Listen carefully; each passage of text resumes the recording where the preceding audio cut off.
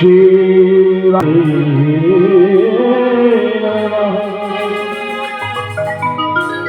ओम नमस्तुभ्यं भगवते वासुदेवाय धीमहि। हाथ जोड़ लो परमात्मा, सभी लोग हाथ जोड़ ले। भगवान का नाम ही पावन है। प्रथम श्लोक है ओम नमस्तुभ्यं भगवते वासुदेवाय धीमहि प्रद्युम्नाय नमः शंकर्षणाय नमो विज्ञानमन्त्राय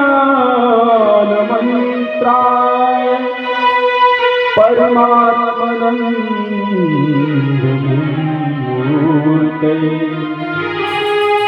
आत्मारामयं शान्तया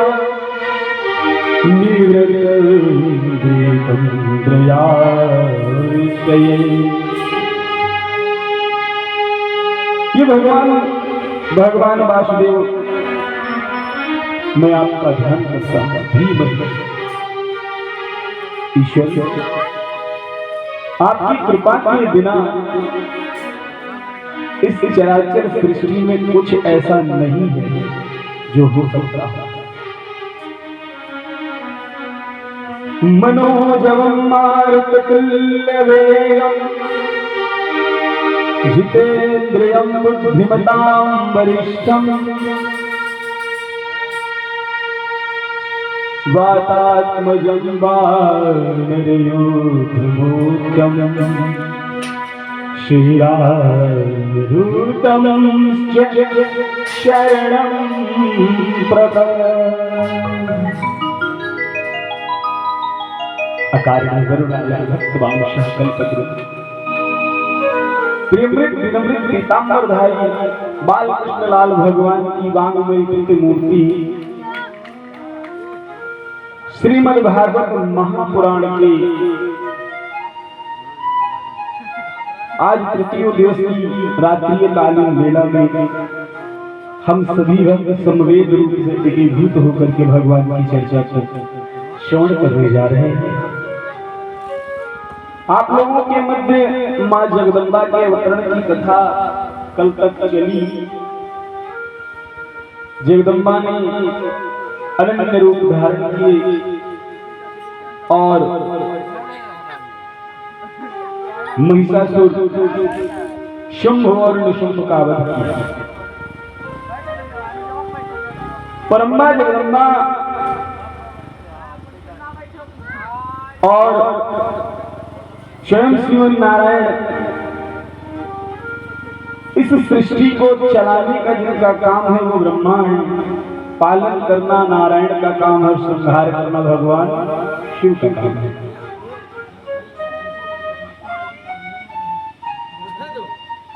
हुआ क्या,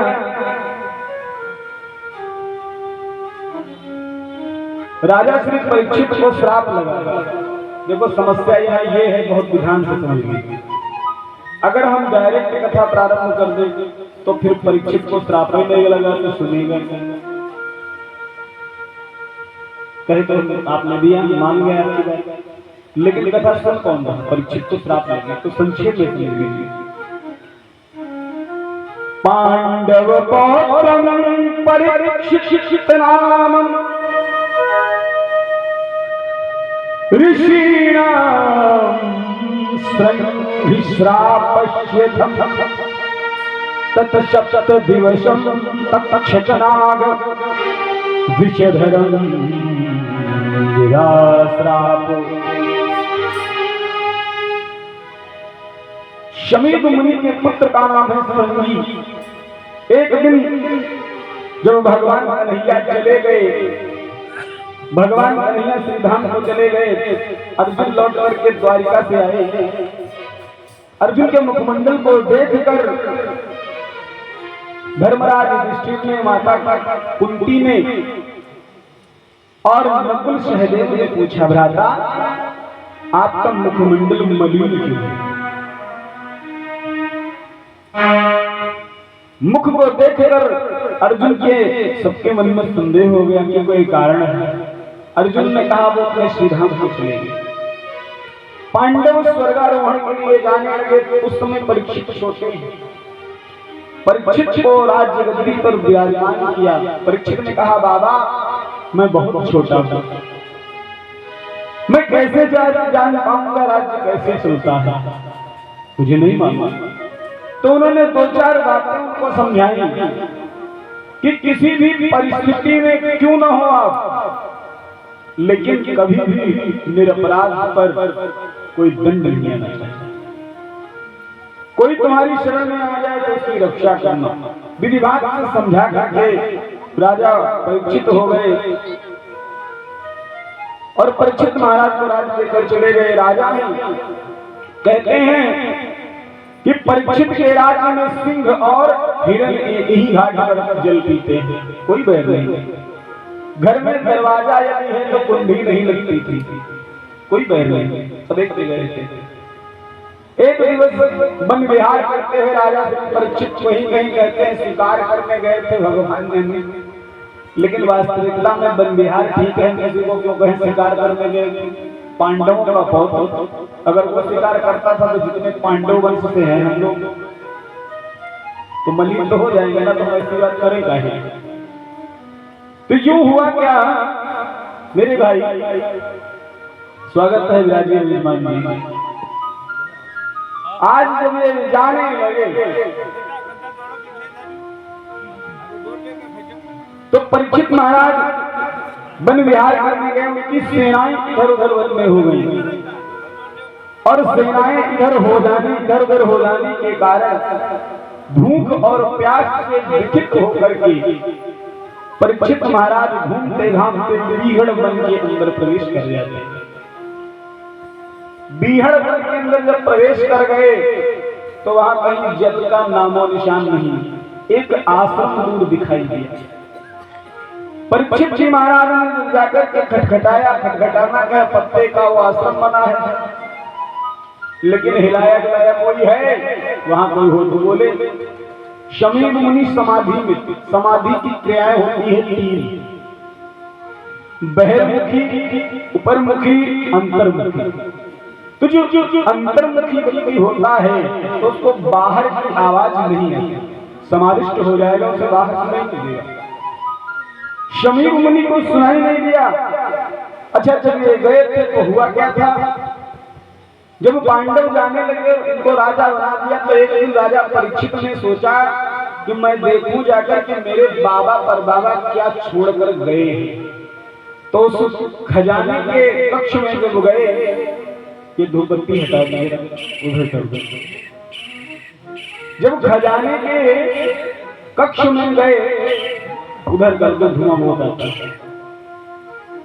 तो परीक्षित ने जब जाकर के संदूक को खोला तो देखा गया एक संदूक में बड़ा सुंदर मुकुट रखा है। मुकुट किसका है? जरासंध का। जरासंध के मुकुट को देखा, उसके रूप को देखकर राजा परीक्षित भ्रमित हो गए और उसको अपनी शीश पर धार दिया। कथा और अंदर है। बैल को जब कलयुग प्रथम आया रात्रि 12 बजे आया था। कलयुग का प्रारंभ हुआ था रात्रि 12 बजे और दूसरे दिन ये देखने गए थे। तो जब ये धर्म के 4 पग थे, चारों पग थे, सतयुग, द्वापर, त्रेता और कलयुग। ये चाहे आप 4 युग मान लीजिए या 4 धर्म के चरण मान लीजिए, सत्य, दया, दान और धर्म, श्रद्धा, इन चीजों को मिलाकर के ये चलता है। और कलयुग को जब ये मारने चले तो उसने कहा महाराज मैं जाऊं, कहा ये मेरा समय है, अब आज से मेरी ही गति आगाज चलेगी। तो इन्होंने उसको 5 स्थान दिए थे, सोना उसमें था। लंबी कथा इसलिए हम संक्षेप में आपको समझा रहे हैं। तो इसने सोचा क्यों ना परीक्षित के उसमें चला जाए। सोना का मतलब 2 होते हैं, एक नींद को भी सोना कहते हैं और एक जो हम आभूषण स्वर्ण पहनते हैं उसको भी सोना कहते हैं। तो जो परीक्षित ने मुकुट उठा करके पहना, उसी मुकुट में सूक्ष्म रूप से आकर के कलयुग विराजमान हो गया और मस्तक में प्रवेश कर गया। आज जैसे ही समीप के द्वार पर गए तो इन्होंने दरवाजा खटखटाया, कोई है? आवाज नहीं आई। इनके अंदर कलयुग प्रवेश कर गया, इसलिए इनकी बुद्धि जो थी वो भ्रमित हो गई। अरे ढोंगी की पाखंडी साधु है, इसको ये पता नहीं कि भारत का सम्राट इसके सामने खड़ा है, आंखें अंदर बड़बड़ बड़बड़ कर रहा है। इसको ये पता नहीं कि मैं भारत का सम्राट हूं। जिन पांडवों ने भगवान श्री कृष्ण को अगवान बना करके इतना बड़ा महाभारत युद्ध जीत लिया, उनका पोता ये कहे ऐसा संभव नहीं है। लेकिन भाई कब संगत बदल जाए, कब स्वभाव बदल जाए, कोई नहीं जानता। आज यही हुआ। जैसे ही इन्होंने इतना कहा, आंख नहीं खुली, शमी मुनि बगल में पड़ा हुआ था मरा हुआ काला नाग अपने बाण से उठाया और शमी मुनि के गले में पहना। वो तो अंदर में उनको कुछ पता नहीं। चले आए राजन, आकर के राजा परीक्षित ने, आकर के राजा परीक्षित ने जब मुकुट को अपने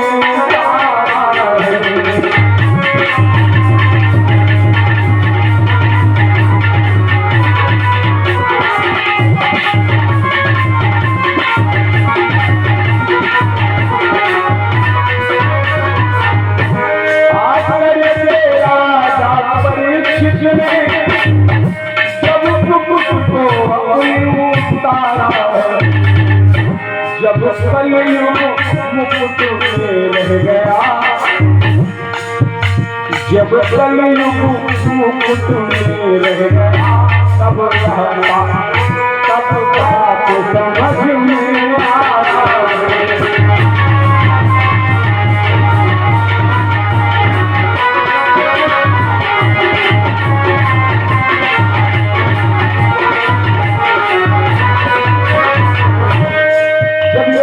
समझ में आई, जब मुकुट उतारा तो उसी मुकुट में कलयुग नीचे रह गया। तब इनकी बुद्धि ने काम किया, मैंने ये क्या किया, मैंने अकारण ही एक संत का अपराध कर दिया और मैं प्रातः जाऊंगा, क्षमा याचना करूंगा, अपना मस्तक उनके श्री चरणों में रख करके क्षमा प्रार्थी बनकर उनके सम्मुख जाऊंगा, मैंने जो अपराध किया। इतने में उधर होता क्या है, समीप मुनि के एक पुत्र है, नाम है श्रृंगी। महर्षि श्रृंगी ने आकर के देखा, अरे हमारे पिताश्री के गले में मरा हुआ सर्प किसने डाल दिया।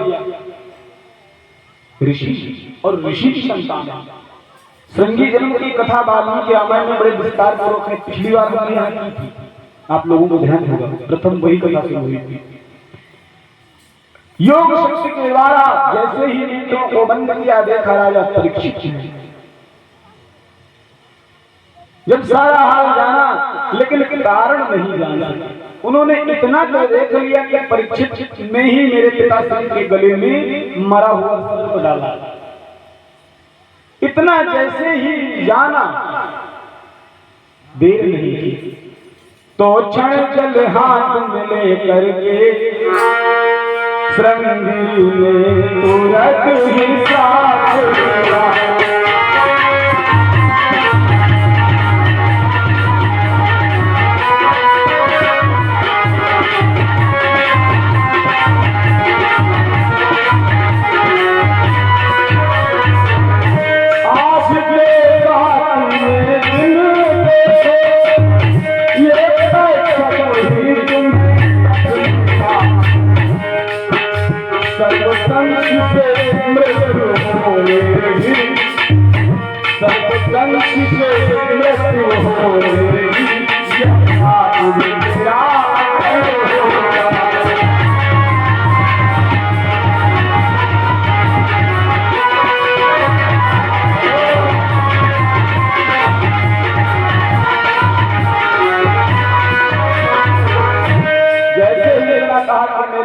खाली नहीं जाएगा, अटल रहेगा। श्राप दे दिया। शमी मुनि की जब समाधि टूटी, तो उन्होंने हंस करके देखा, अरे मेरे गले में मरा हुआ सर्प कौन डाल के चला गया। विचार नहीं किया ना, तुरंत उतार करके बाहर फेंक दिया। जब आश्रम के अंदर कुटी के अंदर आए तो देखा कि श्रृंगी को बहुत क्रोध में श्रृंगी बैठे। अरे बेटा तुम क्रोध में क्यों बैठे हो, क्या बात हो गई? श्रृंगी ने कहा, पिताश्री राजा परीक्षित आए थे और आपके गले में मरा हुआ सर्प डाल करके चली गई, इसलिए मैंने क्रोध में आकर अपने तपोबल के द्वारा उन्हें श्राप दिया है कि आज के 7वें दिन राजा श्री परीक्षित को तक्षक सर्प डसेगा और उनकी अकाल मृत्यु हो जाएगी। बड़ा सुंदर स्वभाव है। शमीक मुनि ने कहा, ये क्या किया तूने बिना किसी कारण को जाने इतना बड़ा श्राप कैसे दे दिया बेटा? तुझे जान लेना चाहिए था।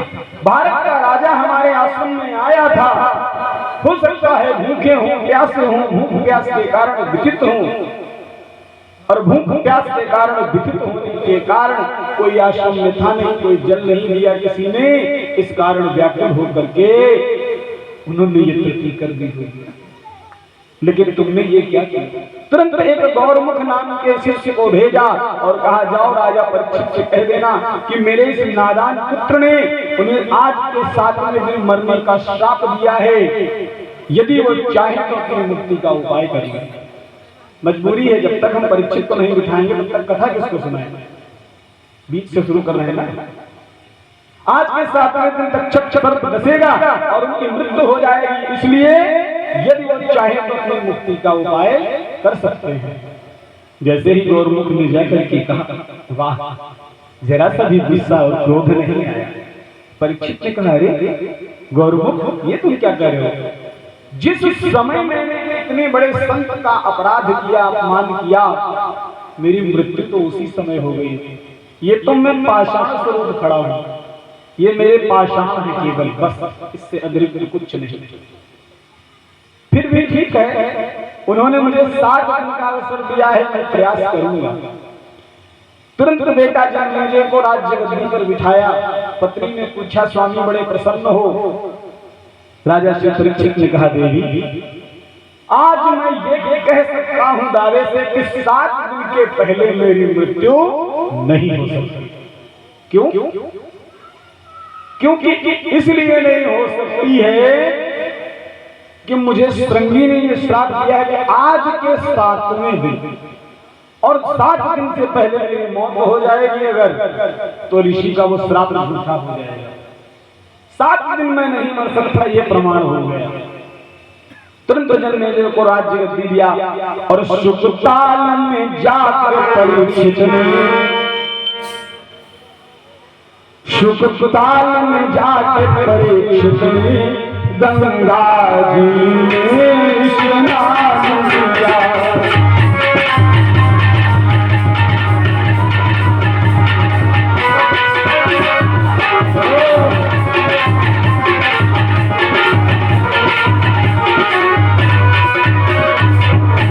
शुकताल में जाकर परीक्षित ने गंगा जी में पाप नासिनी गंगा, पाप हरने का काम करेगा। उन पाप नासिनी गंगा राधा ने हृदय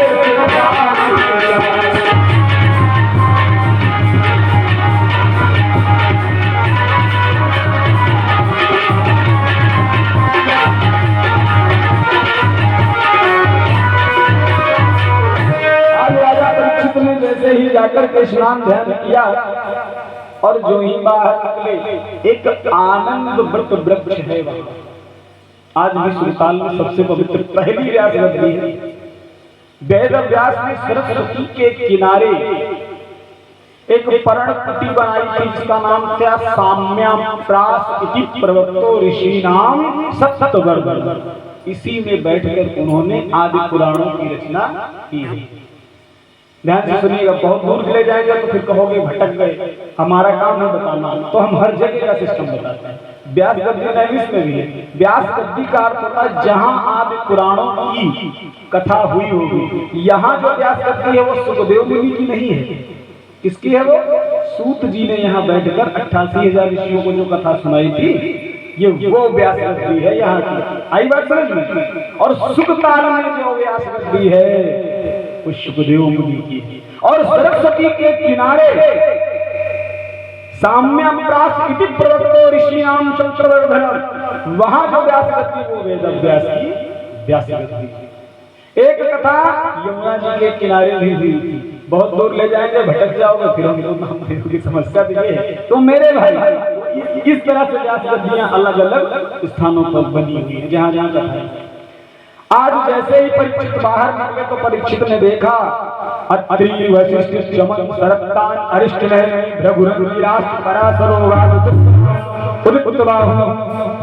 बड़े बड़े ऋषि महात्मा खड़े हैं। परीक्षित ने जो ही देखा सबको प्रणाम किया। अरे आप लोग यहाँ कैसे? अरे हमने सुना कि तुम्हें 7 दिन में मरने का श्राप लगा है, इसलिए भजन में मन नहीं लगा, हम लोग तुम्हारे दर्शन के लिए चले आए। तुम्हारे जैसा राजा रहेगा तो धर्म कौन चलाएगा? अंतिम राजा है भारत के। हमें बड़ा दुख हुआ। हम तुम्हारी मुक्ति का उपाय करेंगे, नाना विधि उपाय। कोई कहता है दुर्गा सप्तशती करवा लो, कोई कहता है गरुड़ पुराण करवा लो, कोई कहता है पिंडदान करवा लो, कोई कहता है महामृत्युंजय जाप करवा लो। नाना विधि जो ऋषि जिस चीज का ज्ञाता था उसने अपने यथावत बताया, लेकिन मुक्ति से हो जाए इसकी कोई गारंटी नहीं। मुक्ति कैसे हो? अब उनमें परीक्षित के पर बाबा वशिष्ठ मुनि बैठे। कितनी उम्र है? सतयुग द्वापर त्रेता कलयुग,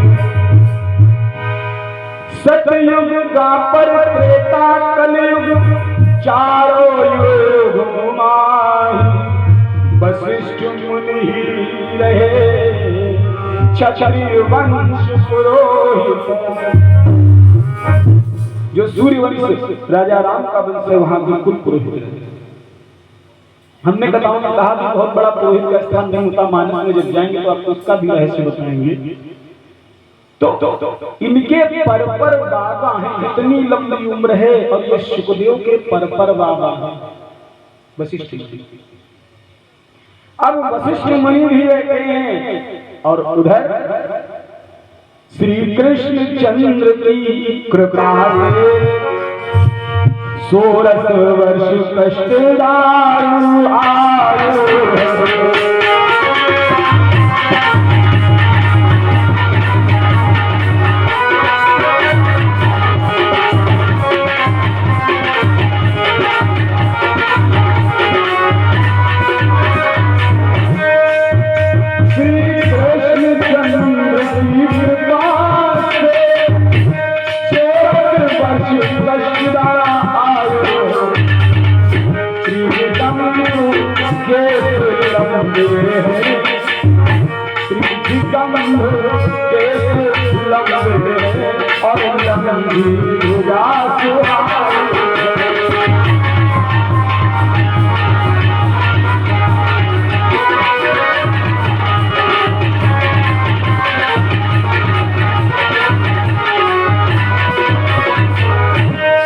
आज जैसे ही भगवान भोले बाबा कृष्ण की कृपा से कैसे हैं सुखदेव मुनि?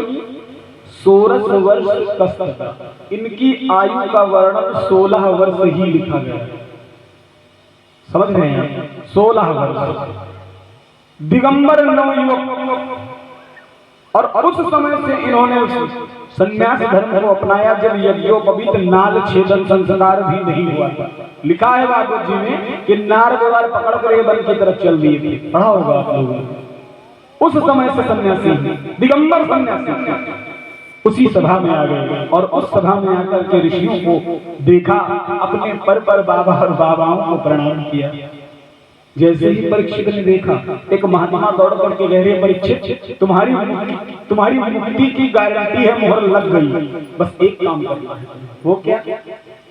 ये कहीं भी 6 मिनट से ज्यादा नहीं, कोई ऐसा उपाय करो कि ये 7 दिन यहाँ ठहर जाए। ध्यान से सुनना, ये 7 दिन यहाँ ठहर जाए, कोई ऐसा उपाय करो। परीक्षित ने ज्यों ही देखा चरणों में लेट गए और प्रणाम किया। कुछ नहीं कहा परीक्षित ने। हे महामुनि, हे महामति, हे महामुनि, हे महामति, मेरा सादर, मेरा प्रणाम स्वीकार करो।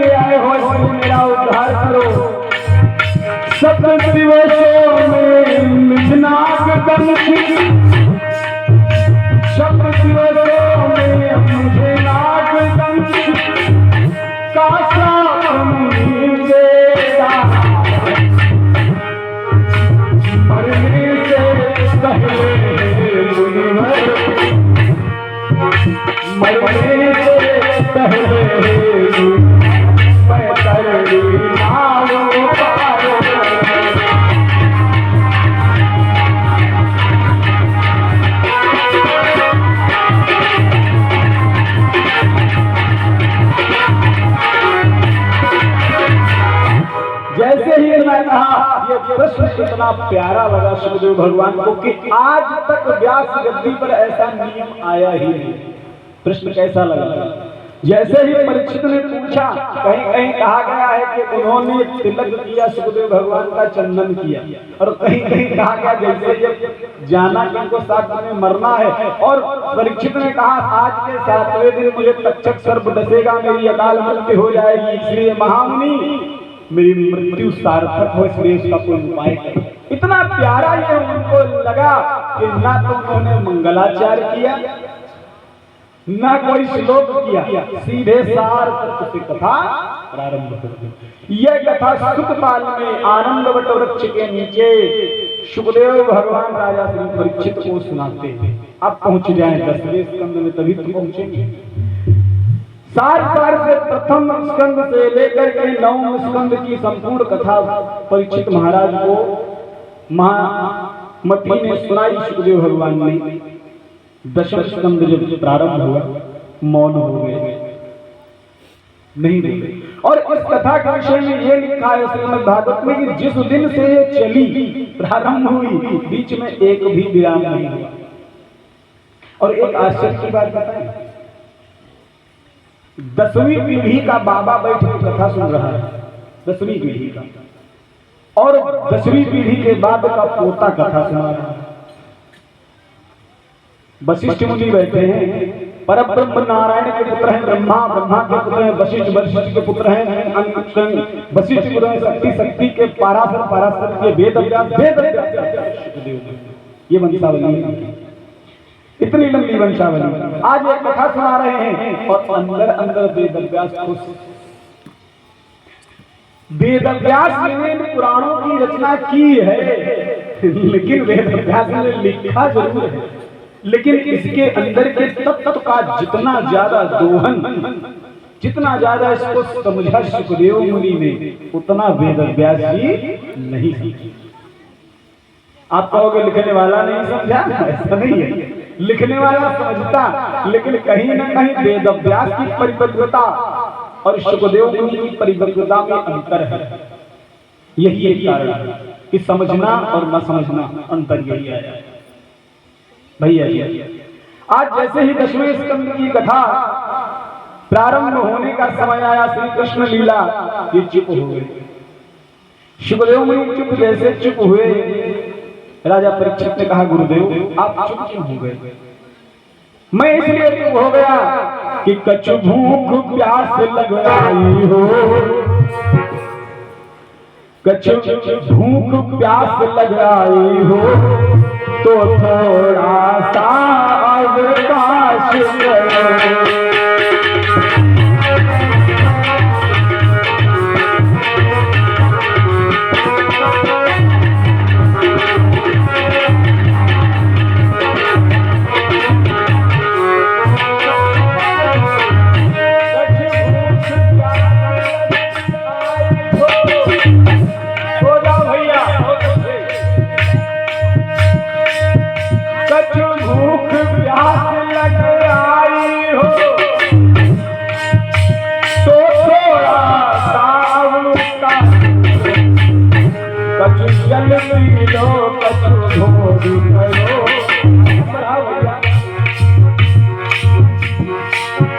कछु जल पी लो, कछु भोग करो, मुक्ति होगी विश्वास करो।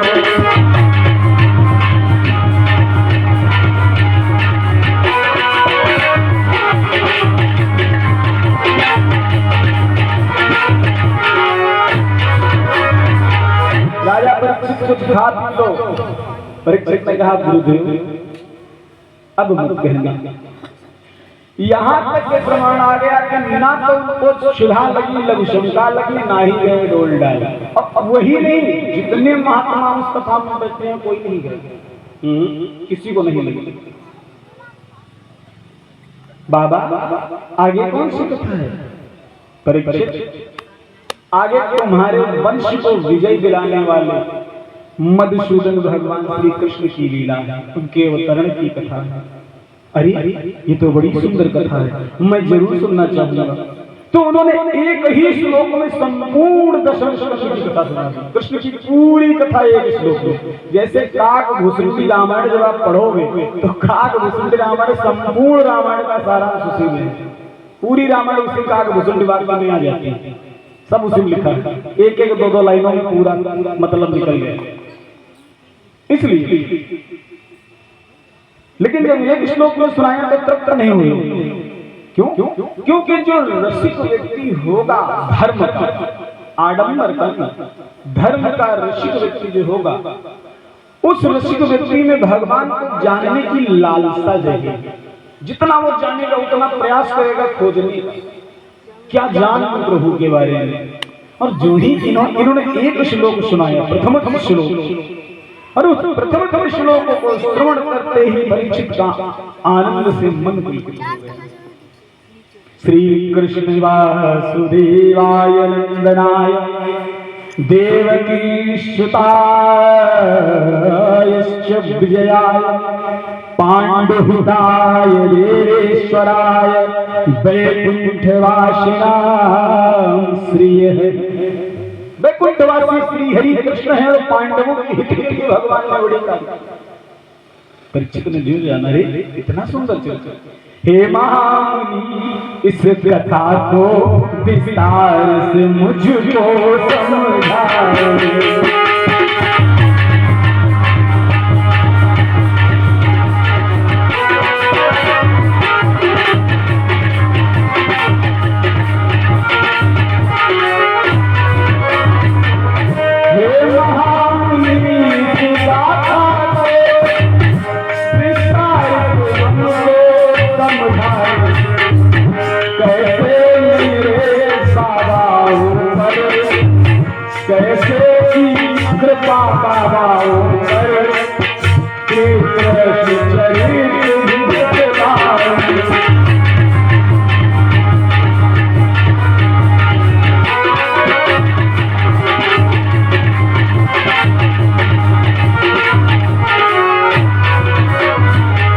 कैसे मेरे बाबाओं पर उन्होंने कृपा करी और कैसे मेरे बाबाओं ने उनके चरणार बिंद को पकड़ा, कैसे मेरे बाबा महाराज अर्जुन को उन्होंने गीतोपदेश किया, कितना सुंदर उनका स्वरूप था, कैसे उनका विवाह हुआ, क्या क्या युद्ध उन्होंने जीते, क्या क्या युद्ध लड़े, सब विस्तार से बताइए।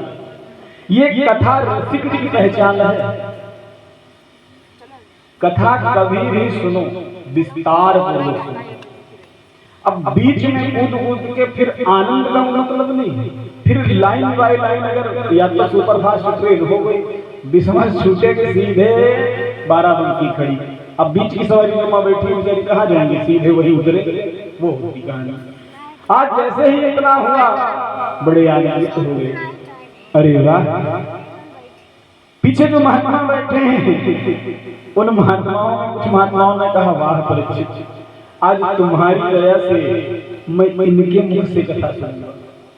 अब यहाँ एक बात आपको बताएं, यहाँ आयु बड़ी नहीं, ज्ञान बड़ा है, क्योंकि 10वीं पीढ़ी का बाबा बैठकर सामने कथा सुन रहा है और पोता सुना रहा है। इसलिए अपने बच्चों में वैदिक संस्कृति की जो उमंग है उसको तरंग दे, दबाए नहीं। पढ़ने में जिस चीज की उनकी रुचि है, यदि न्याय सत्य है तो आप उसको शिक्षा देने का प्रयास करें। यदि गुरुकुल वैदिक कुल में पढ़ना चाहता है तो उसे उस लाइन में ले जाइए। आज कितनी पीढ़ियां कर गई परीक्षित की, और कितनी करी होंगी सुखदेव मुनि की केवल कथा से, और कितनी पीढ़ियां कर गई प्रहलाद जी की केवल धर्म के संगत रहने से। आज जैसे ही प्रारंभ करने का समय आया, दशम स्कंद की कथा में श्री कृष्ण लीला के लिए जैसे ही कहा, आनंद से भर और कहा, सुनो, यदि तुम ये कृष्ण की लीला सुनना चाहते हो तो सबसे पहले तुम्हें कथा किसकी सुननी है? सबसे पहले जन्म हुआ है कंस का, तब जन्म होता है कृष्ण का। परीक्षित भैया हाथ खोल के, बाबूजी हाँ, पद्मासन हाथ खुला, जो कुछ आ रहा होगा तो ऐसे हाथ बांधे से मिल गए, इसलिए अच्छा वाह, देर बैठ बहुत बढ़िया। आज जैसे ही ये कहा है मैं कथा सुनना चाहता हूँ, तो सुनो राजन, मथुरा एक राजधानी है, मथुरा एक राजधानी है, उग्रसेन महाराज चंद्रवंश यदि पे रहा नहीं कोई है राज। महाराज उग्रसेन के घर में कोई संतान नहीं, संतान विहीन है। और मेरे भाई, मैंने एक दिन आपको समझाया था कि संतान का मामला बड़ा विचित्र है, संतान के लिए लोग परेशान हैं। लेकिन महाराज उग्रसेन को इस बात की फिक्र नहीं है, रानी की चिंता जरूर है अंदर अंदर, उनको ये संतान का वियोग खाए जा रहा है धर्मशील और पतिव्रता रानी का नाम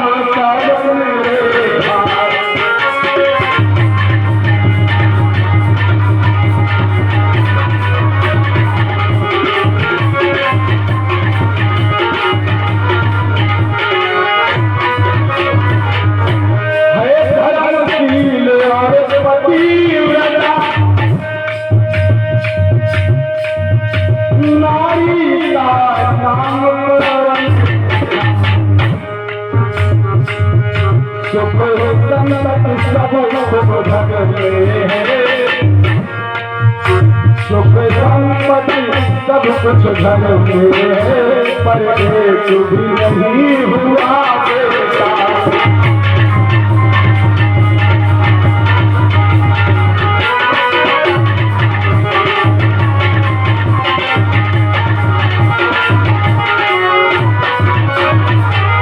बड़ी व्याकुल रहती है रानी पवन रेखा, बड़ा मन में चिंता कि मेरे पुत्र नहीं।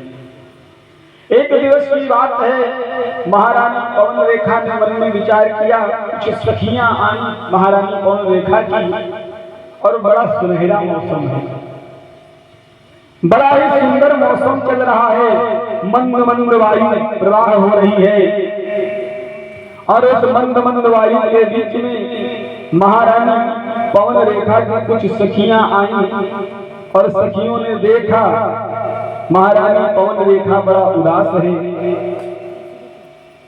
महारानी पवन रेखा बहुत उदास है। सखियों ने कहा, रानी आप किस लिए उदास हैं? आपकी उदासी का कारण क्या है बहुत मधुर मंद हवा। रानी सखियां कहती हैं, है बहुत मधुर मंद हवा, क्यों ना बने बिहार।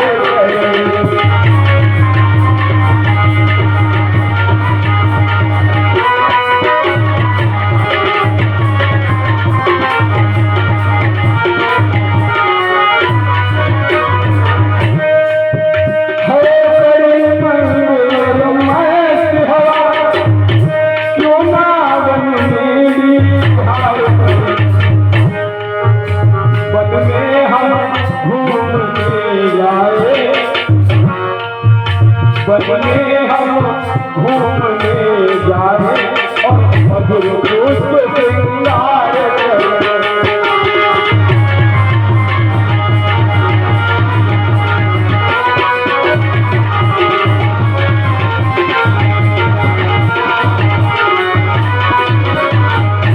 जैसे ही गई तो रानी ने कहा, मैं चली जाऊं लेकिन मैं अपने स्वामी की आज्ञा के बिना नहीं रह सकती। महाराज गुरशेन के पास में गई रानी पवन रेखा, और रानी पवन रेखा ने हाथ जोड़ करके कहा, स्वामी आपसे कुछ कहना चाहती हूँ। महाराज ने कहा, देवी क्या कहना है? मेरा मन था कि आज हम सखियों के साथ वन में घूमाएं, यदि आप आज्ञा दें। महाराज गुरशेन ने कहा, देवी कदाचित देर मत करो, मैं अभी तुम्हारे साथ अपनी सेना भेज देता हूँ और सेना के साथ में तुम जाओ और जहां तुम्हें सुंदर स्थान दिखे, जहां भ्रमण करना चाहो करो, सबको अपना है, कोई चिंता का विषय नहीं है। जैसे ही इतना कहा, मेरे भाई रानी पवन रेखा के साथ में सेना तैयार कर दी और वे सेना को लेकर के रानी पवन रेखा और कुछ सखियां रथों पर आरूढ़ होकर के उनकी तरफ चलती हैं।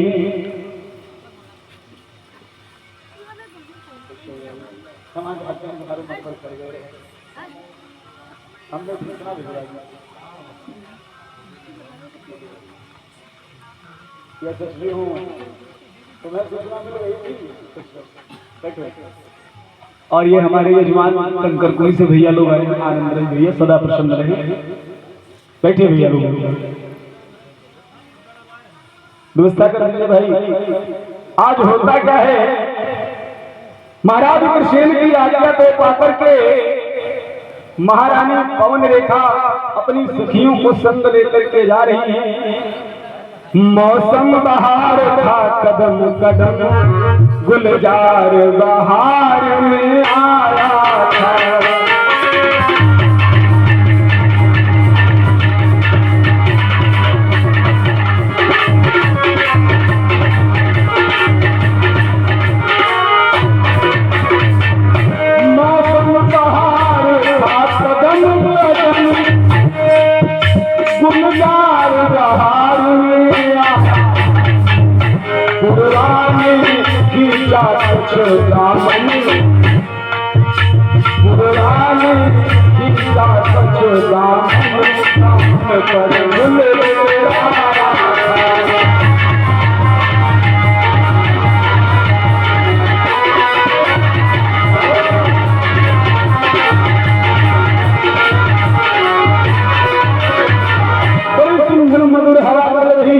अच्छा, पूर्वा जो हवा चल रही है उसने किया क्या, साड़ी का पल्लू उड़ा दिया। और रानी पवन रेखा को ऐसे इसलिए महारानी है, पटरानियों अत्यंत सुंदर है। उस बीहड़ वन में जब ये हवा चली तो कुछ दासियां इधर उधर भटक रही हैं। मस्तानी बोली बोल बोल, इतना मस्त मधुर कोमल आवाज और सुंदर स्वर से कोयल बोल रही है, मोर बोल रहे हैं वन में। मस्तानी बोली बोल बोल, बेमोल मोल ले वाले।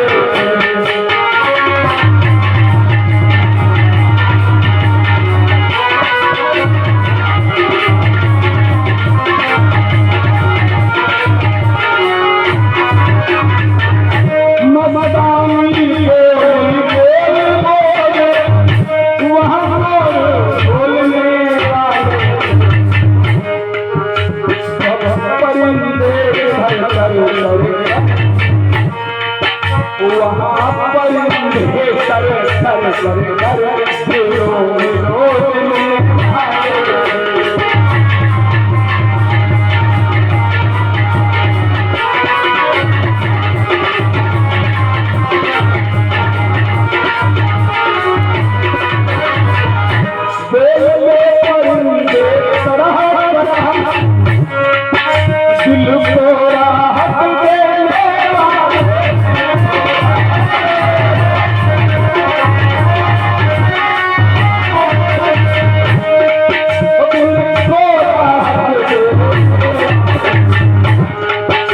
रानी का मन भी डोल गया, रानी का मन भी डोल गया, चल चल चितवन होने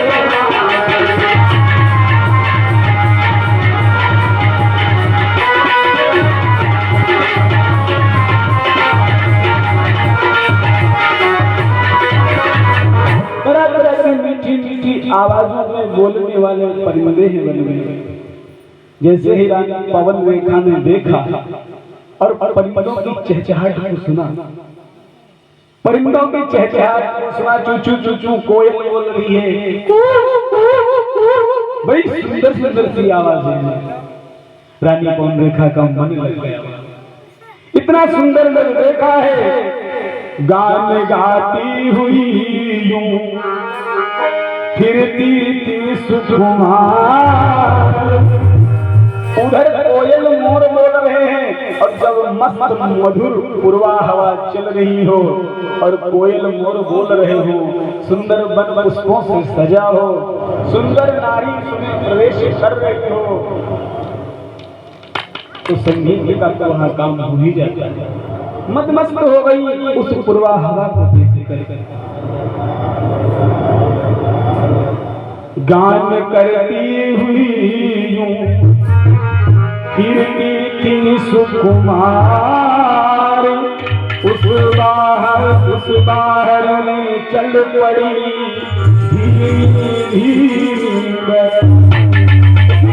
चलने लगी, धीमी धीमी सी हवा डोलने लगी। जो ही ये हवा डोली है, आई बयार मदमस्त नौजोशदार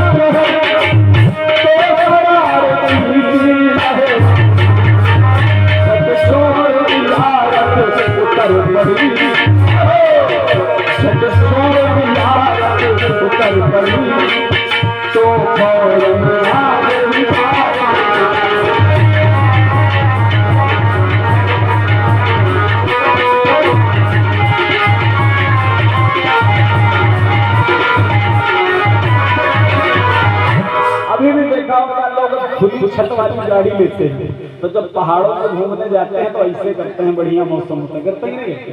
तो पहले रानी ऐसे ऐसे कर रही थी, रथ पे खड़ी, लेकिन जब मदमस्त हवा और सुगंधित पुष्पों की सुगंध उल्टी और सुंदर सुंदर पक्षी गान करते थे, उसी बीच में वो जब हवा का बवंडर उठा, रानी पवन रेखा से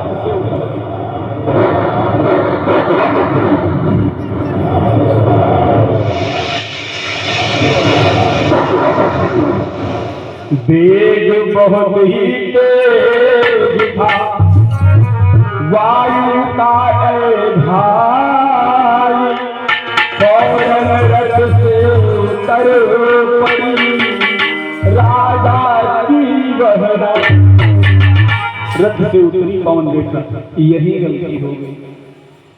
एक बात आपको बताएं, कोई ऐसा स्थान हो जहां पे खतरा हो, तो आपने देखा होगा आदमी गाड़ी स्टार्टर रख भागे पड़े भाग गया, गाड़ी दो बंद कर चाबी दे लो बाहर खड़े हो और पता कर गया 12:40 तो कहाँ गई हो भैया। इसलिए होशियार व्यक्ति यही करता है।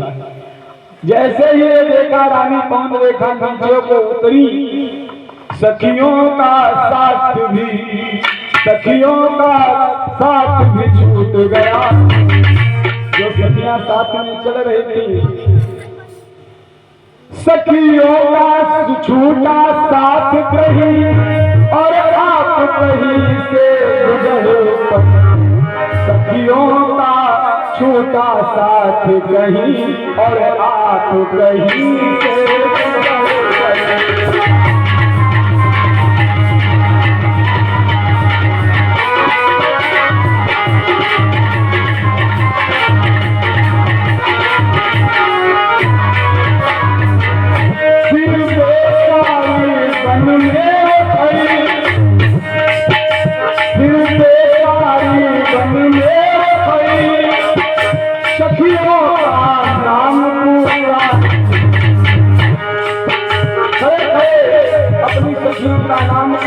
ओ बोला ए कमला सरला कहाँ तुम लोग, फिर बन में खड़ी वह अकेली सबको का नाम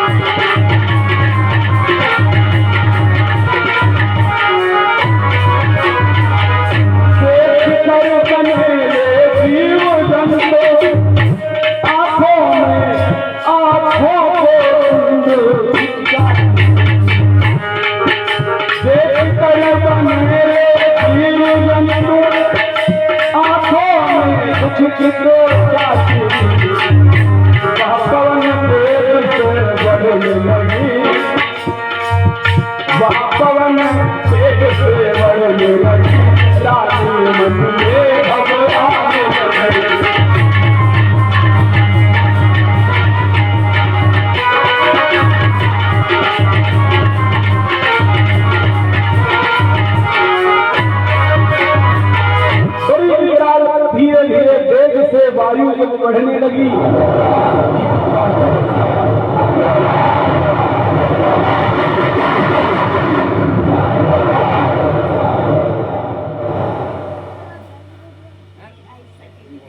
गाँव वाले भाड़ पाटी जैसे ही ये वेग उठा, रानी पवन रेखा डरने लगी।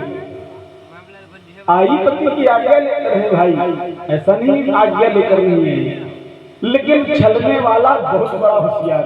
एक बार यही इसी प्रकार के छल देवराज इंद्र ने किया था अहिल्या के साथ, और वही छल आज निशाचर करने जा रहा है। उग्रसेन कारो धर, उस बलवी को निशाचर कहता है। राक्षसीय पर्वती महाराज जी ध्यान से सुनिएगा। उग्रसेन का रूप धर द्रुमल नामी, रानी के कष्ट जमो हो गया कामवती। महाराज उग्रसेन का रूप बनाया है और दुमरी नाम का ये राक्षस जो है बड़ा प्रतापी और बड़ा ही बलवान है, बड़ा यश है इसका। विडंबना तो ये है आज कि जिन देवताओं से ये राक्षस वरदान लेते हैं, उन्हीं देवताओं को बाद में धमकी देते कि नहीं। भस्मासुर को शंकर जी ने वरदान दिया और बाद में भस्मासुर पीछे पीछे शंकर जी आ गया कि कहूँ दहीना मदद। तो जिससे पाते हैं जिसका हाथ जिसकी लाठी वही ऊपर चला देते हैं, ऐसे निशाचर बड़ा बलवान है। इतना बलवान ये राक्षस है, आज इसने छल किया उग्रसेन महाराज का स्वरूप बनाया और उसी पल में रानी के पास में जाकर के पहुंचा। ये काम आखिर हो गया। देखा जो रूप रानी का वादा मातुर निश्चय हो गया।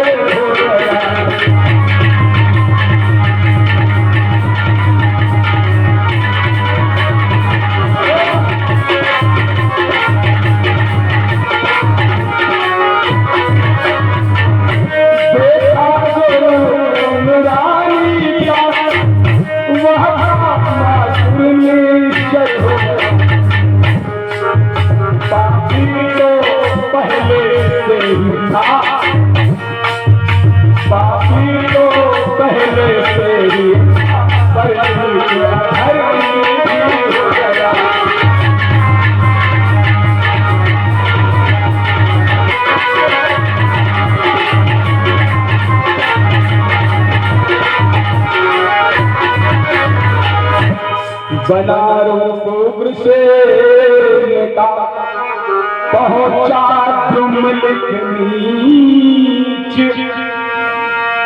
हंस कर बोला रानी से क्यों डरती हो प्रिय।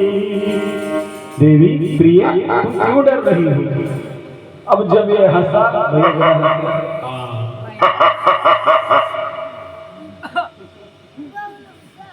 जो ही ये हंसा,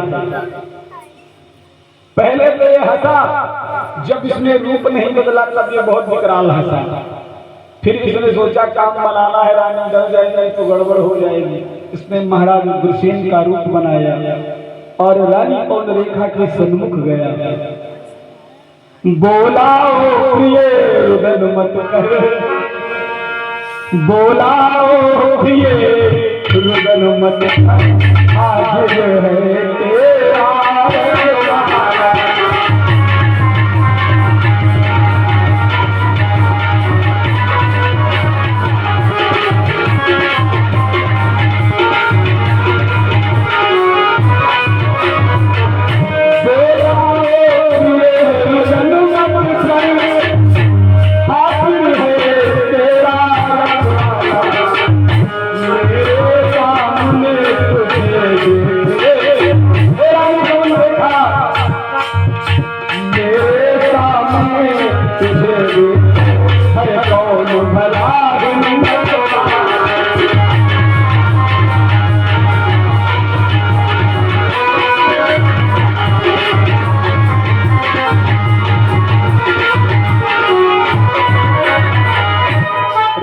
रेखा के हाथ को पकड़ा और कहा देवी मैं आ गया हूँ।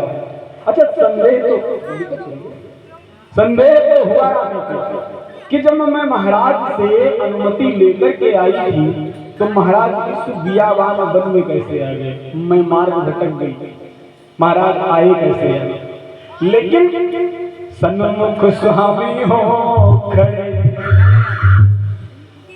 सन्मुख स्वामी हो खड़े, कैसे न हो विश्वास, महारानी भी समझ गई यही स्वामी है, ये मेरे स्वामी।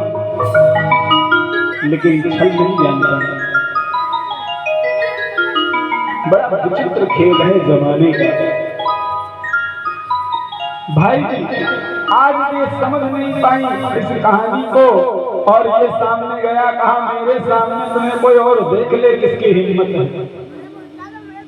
तुम चिंता मत करो, आ इस बहार का फूल खुशबू ले, आ इस बहार का सुख लूटे। रानी कितना मधुर मौसम है, कामातुर हो गया। आ इस बहार का सुख लूटे, जीवन जीवन को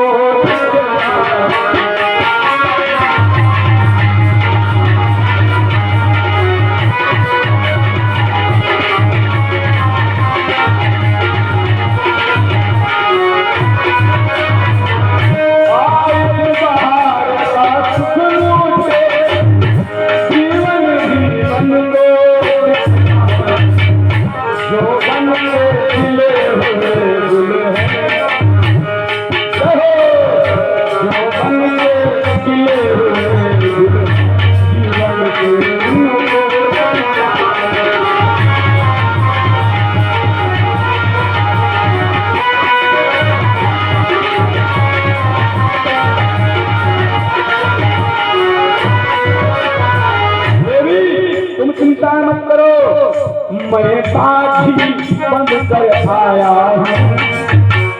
रानी कौन देखा, मैं साथी बंद कर आया हूँ, गुल और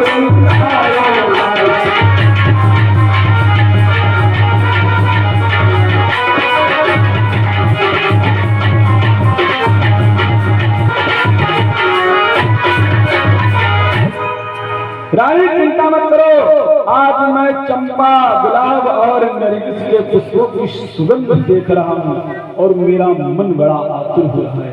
ये जो बयार चल रही है, जो हवा चल रही है, ये तीनों गुलाब, चंपा और नरगिस के पुष्पों की सुगंध मुझे मिल रही है। मेरा मन डोल रहा है, चंचल चितवन मन डोल रहा।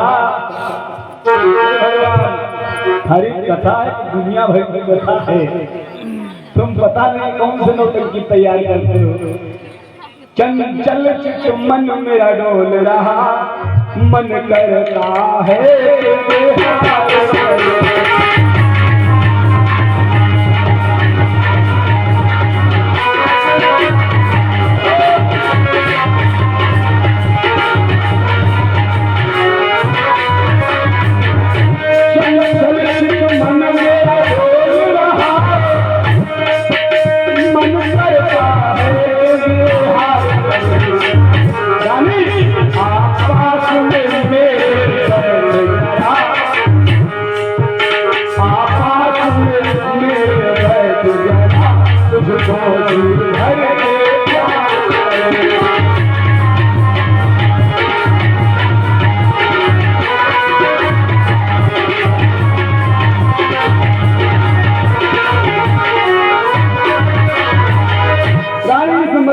सुगंध को देख करके मेरा मन बड़ा लालायित हो रहा है। तुम मेरे समीप में आओ, मेरा मन करता है मैं तुम्हें प्रेम करूं। मेरा मन करता है कि मैं तुम्हें प्रेम करूं। एक भाई बताएं आपको, पति पत्नी का रिश्ता जो होता है वो कई मर्यादाओं से बंधा होता है। ध्यान से समझिए, पत्नी किसी भी गलती को कर दे, कितनी भी बड़ी गलती, लेकिन कितनी भी बड़ी गलती में एक गलती छोड़कर अपनी मर्यादा को त्यागे, तब खाना जल जाए, स्वामी जी आ जाए और कह दे देवी का हुआ, दाल आज जल गई, लेकिन प्यार से, और परस के लेना खा लो, खा लो, आत्मा दाल लाग गए रहे नीचे, महाराज उठा कर या कपड़े दे मेरी। लेकिन अगर पहले चली जाए, आज सुनो पंडित जी, थोड़ा गृह कार्य में व्यस्त थे, ध्यान नहीं दिया तो थोड़ा नीचे दाल लग गई तो नहीं बुरा। आज बड़े प्यार से उग्रसेन के स्वरूप में दुर्मृग राक्षस कहता है, रानी मेरे पास में आओ, बैठो। मेरा मन करता है सुंदर मंद मधुर सुगंध को देखकर मेरा मन जो है वो चंचल हो गया। मेरा मन करता है कि मैं प्रेम करूं। अब पति है, सूरत पति के अंदर कौन है, कौन जाने, ये तो विपत्ति है, पति कहेगा। आज जैसे ही कहा है कि आओ देवी मेरे समीप में बैठो, इन नरगिस के फूलों की सुगंध मुझे बहका रही है, वे भी कर ले क्षमता आकर, रानी मेरे समीप में आओ, मेरा मन कर रहा है कि मेरे पास बैठो, वे भी कर ले क्षमता आकर, मेरी प्यारी किस्मत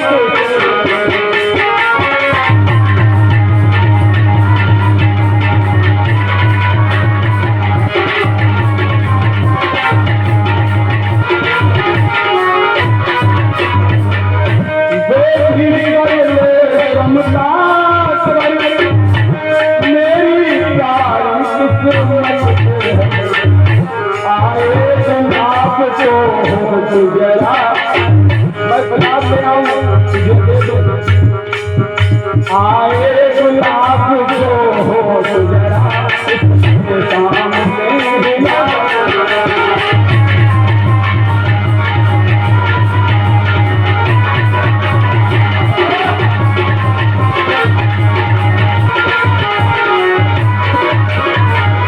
कमलों के खिले कमलों के खिले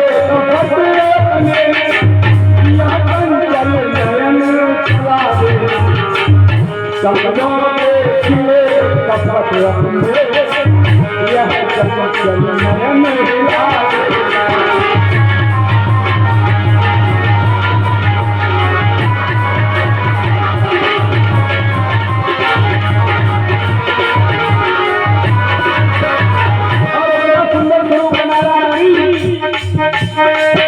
मुझको नाम है यही प्रिय,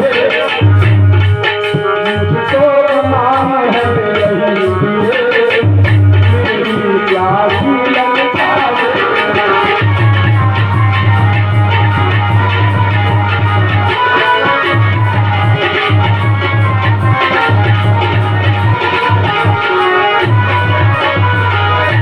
रानी, आज तुम्हें देखकर मेरा मन बड़ा ललायित होता है।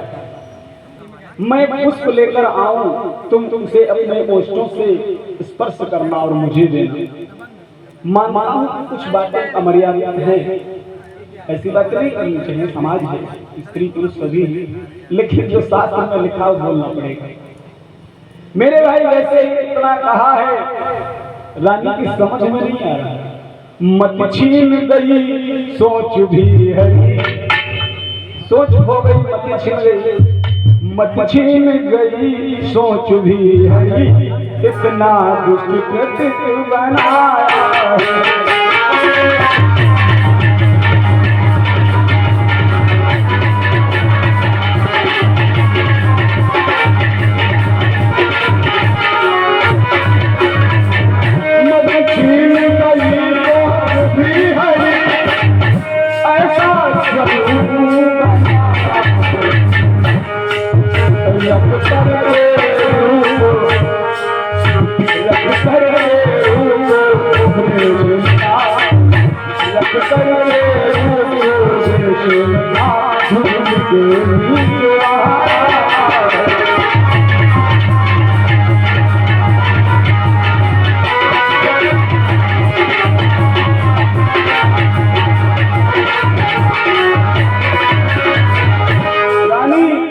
मेरी बात को मान लो।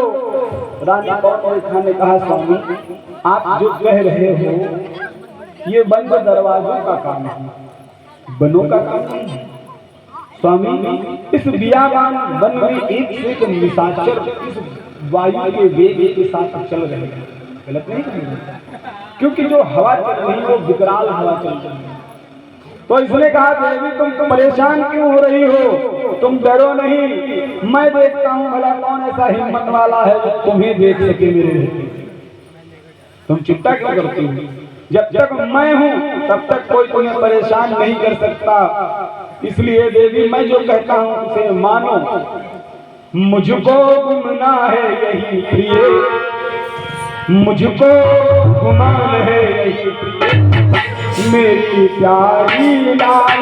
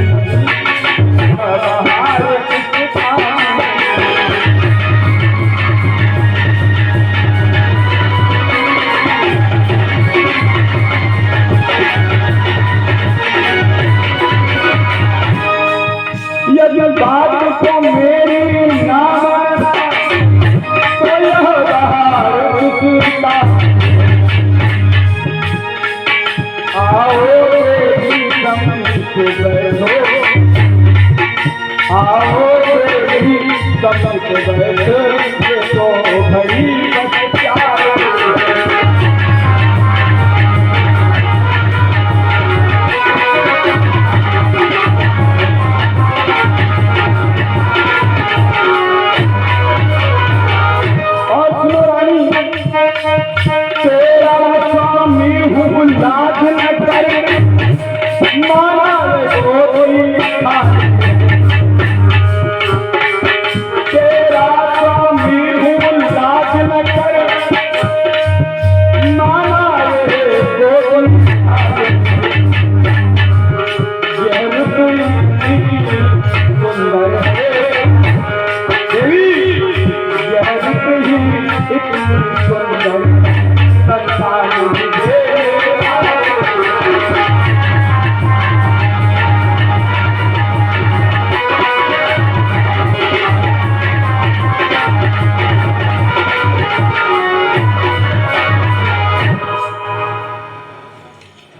50 साल बीच वाले दिखाई हुए। आज जैसे ही इतना कहा है वो भी कि तुम्हारी जो गोद है वो खाली है, लेकिन जो जरूरत है बड़ा प्रेम और संतान देने वाली लड़की है। चाहे पुस्तान हो भैया, तुम्हारी भौवा झुकुटी नहीं होती, अड़िए तुम मुस्कुराहट बैठे, हम बिरावा करते जाते हैं।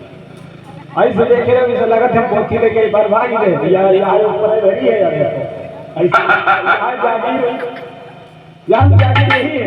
एक प्रसंग कहा तो सुना दे, भटकट नहीं भैया, अगर इजाजत है तो सुना दे, पोथी की बात नहीं गुस्सा पता लगा तो अब सम्मान को हमारा क्रिया निकल गया, लेकिन कहीं कहीं जरूरत पड़ती है, सार से छोटी बच्चे थक जाते हैं तो बीच में जरूरत पड़ेगी।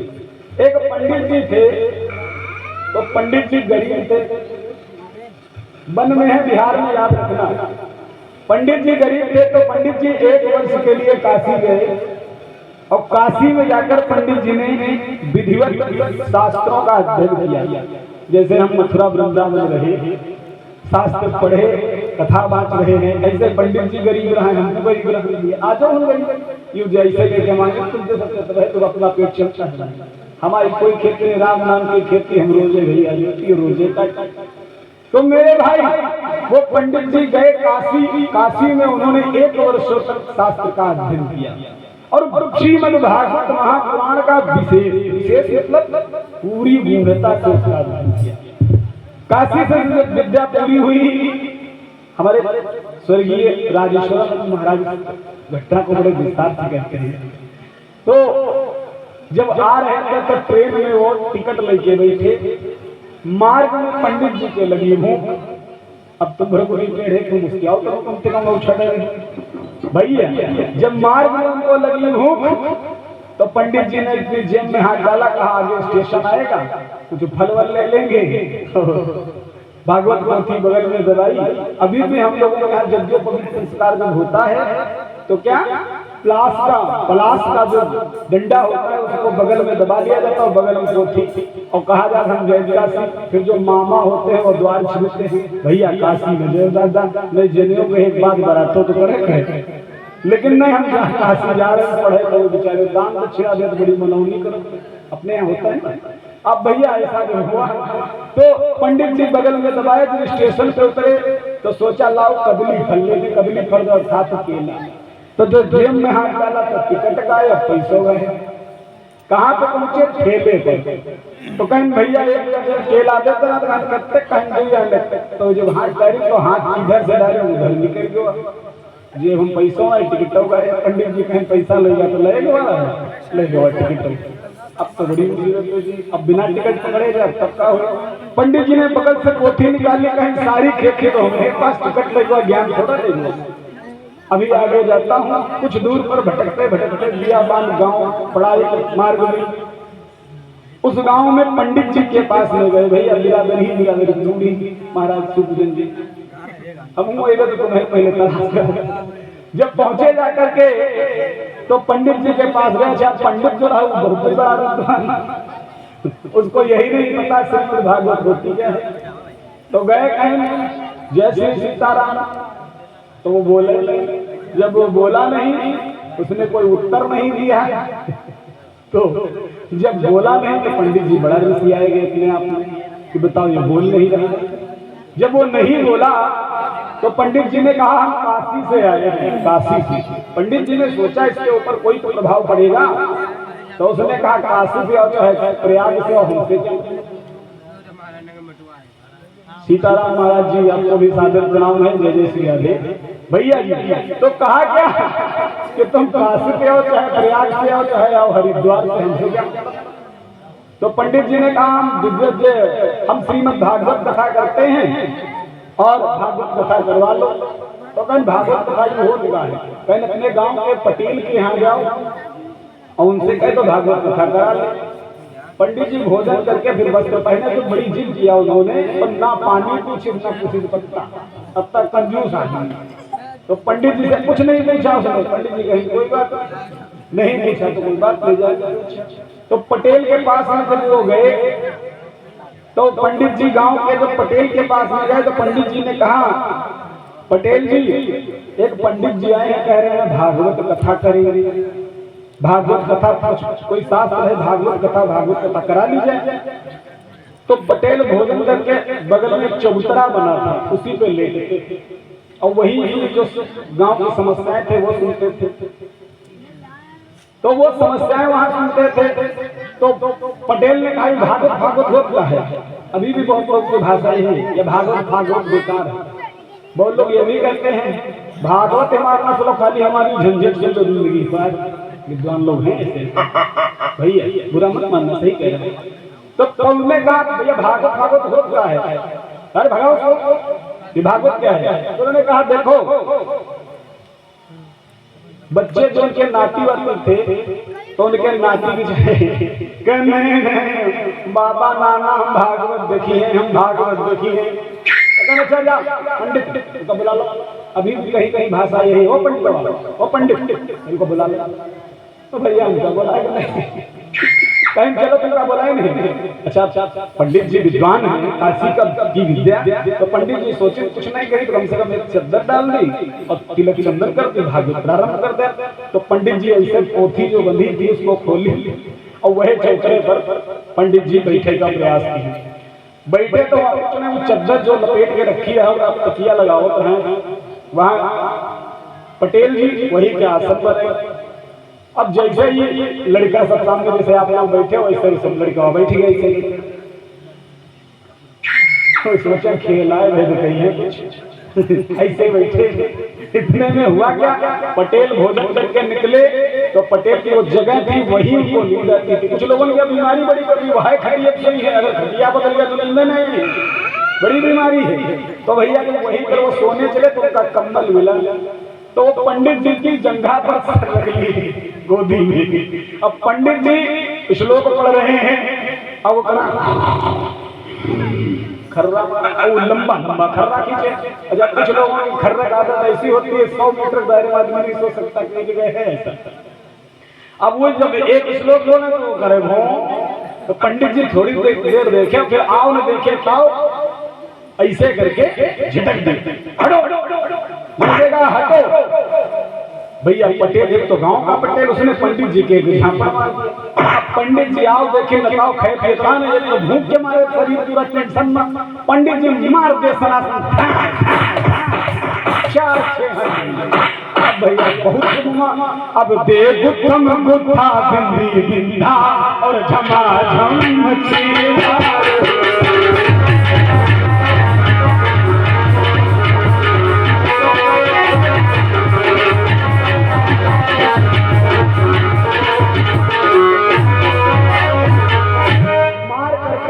गांव में पहले पांडे जी वो राशन भरने के लिए दहेली बनाई जाती थी, याद है? तो उनके अलग अलग नाम होते थे। बड़ी बड़ी 5-6 फीट की दहेली ड्रम की तरह बनाई जाती, ऊपर पाथ के मिट्टी का ढक्कन रखा जाता था। हमको याद है पहले होती थी, हमारे यहाँ भी थी बचपन में।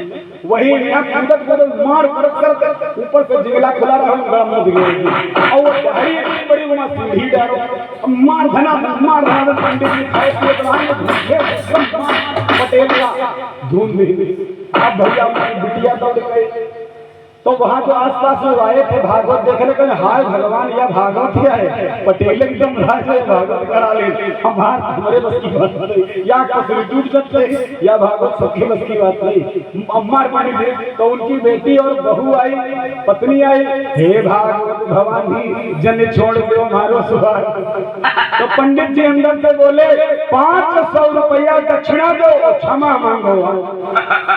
तो वो कहा भैंस ले लो हमारी, लेकिन हमारा आदमी छोड़ दो, हमारे भैंस ले लो 500 रुपया। अब उस समय जल्दी जल्दी गिने कौन गई आलो बक्सम हाथ टाइम करते है तो बत्ते निकाले में दारीदार।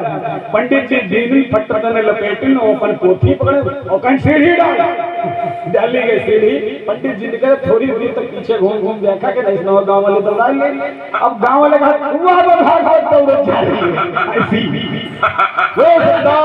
भगवान की। आज भाई ज्यादा नहीं भट पाएंगे आपको, क्योंकि कुछ महाराज गुस्साए रहे, धीरे धीरे अंदर अब हंसने की आदत है, हम हंसना अच्छा बात हो। अगर हम ज्यादा गंभीर हो जाए तो 7 दिन मत और 100 साल गए नहीं, थोड़ा मनोरंजन हमारा भी अधिकार है। और माओ बहनों की तरफ हमारी कोई दृष्टि का मतलब नहीं, तुम है मजाक कर रहे हैं।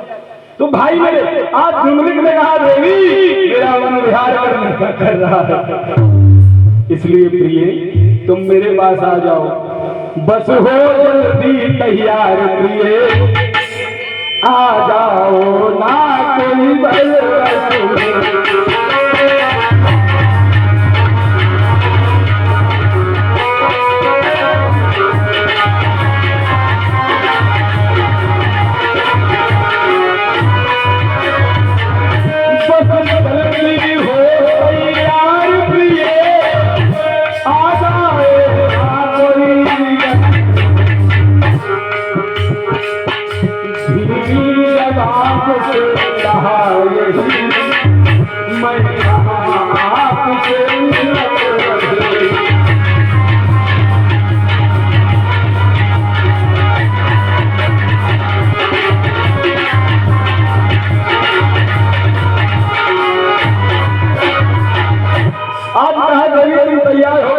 समीप आ जाओ, मेरा मन करता है कि मैं तुम्हारे साथ समागम विहार करूं। रानी ने कहा स्वामी ये लज्जा की बात है, ये ठीक नहीं है। प्रेम भोजन और भजन और शयन, भोजन भजन शयन इन तीनों चीजों को एकांतिक स्थान पर करना चाहिए, उसमें प्रेम ही आता है। ये भी एक मर्यादा का कार्य है।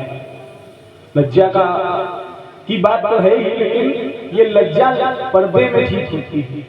द्रुमलिक ने जो उग्रसेन के रूप में उसने कहा देवी आ जाओ, लेकिन रानी कौन रेखा ने कहा स्वामी ये लज्जा की बात है, उचित नहीं लगता है। धोखा दे करनी चिनी क्या सती संग भो,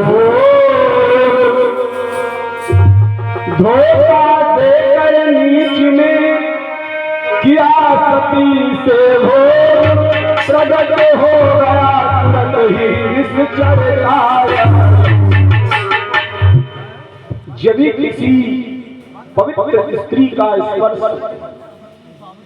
कोई निशाचरी प्रवृत्ति से करता है, यानी उसकी इच्छा के विरुद्ध, इच्छा तो चलो रूप बनाया तब इच्छा, स्वरूप ना बनाता तो क्या ऐसा हो सकता है? अगर कोई किसी पवित्र स्त्री को गंदे नियम से स्पर्श करता है तो उसका जो प्रत्यक्ष अंदर की जो अंतरात्मा है या उसका जो स्वरूप है वो प्रकट हो जाता है। जैसे ही द्रुमलिक ने ये किया, उसका तुरंत ही निश्चर का योग प्रकट हो गया, स्वरूप आ गया। देखा पवन रेखा ने उसे